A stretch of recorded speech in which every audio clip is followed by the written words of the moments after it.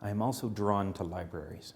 Small or large, a collection of books will no doubt attract my eye. Whenever I'm at someone else's house, I am drawn, like so many of my colleagues, to my host's bookcases and the evidence of their reading. Authors, scholars, and academics are often socially awkward, and I find myself discovering more about a host's personality from their bookcases than I do from their conversation. How are the books arranged? What subject matters and authors are represented? What periods are reflected? How are those books kept? I have a friend whose library consists solely, as a means of limiting the size of his collection, of first editions. He does not loan his books and believes that they are best preserved for posterity under UV protective glass. Another colleague's books were rearranged by his spouse from a random array to a more aesthetically pleasing arrangement based on color and height. The books soon wandered back to their original randomness, reflecting his more idiosyncratic way of looking at the world, which is what you get when you marry an author with a graphic designer.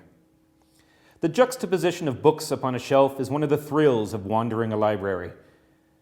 I continue to be dumbfounded by universities and libraries' decisions to move any books of their collection that have not been signed out in the last few years to off-site storage.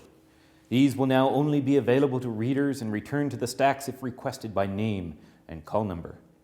In my opinion, this culling of the herd based on frequency of usage not only prevents the thrill of browsing, but it also prevents unexpected eruptions within research and reading. Students no longer encounter books on the shelf that haven't been placed there by previous research.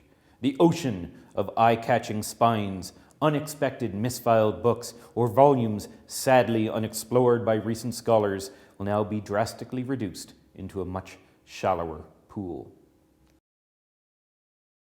I really wish I could be here celebrating with everyone. Unfortunately, I'm on a plane heading off to Manchester to the Barrie Art Gallery for the 4th International Text Festival. This is a festival that runs every 2 years and is a celebration of text art and writing from across the world. So my first appearance as Calgary Poet Laureate will be in Barrie, a small town in Greater Manchester, with a bunch of my international peers talking about text art, talking about how the city landscape reflects in our art, and sharing the stage with some world-class international poets and representing Calgary on an international stage. I'm really pleased to invite you to Loft 112 here in the East Village, which is where I am today. On May 10th, from 10 o'clock in the morning till midnight, we're going to be celebrating the opening of Calgary's newest literary nonprofit space. Loft 112 is dedicated to workshops, readings, and a writer-in-residence space.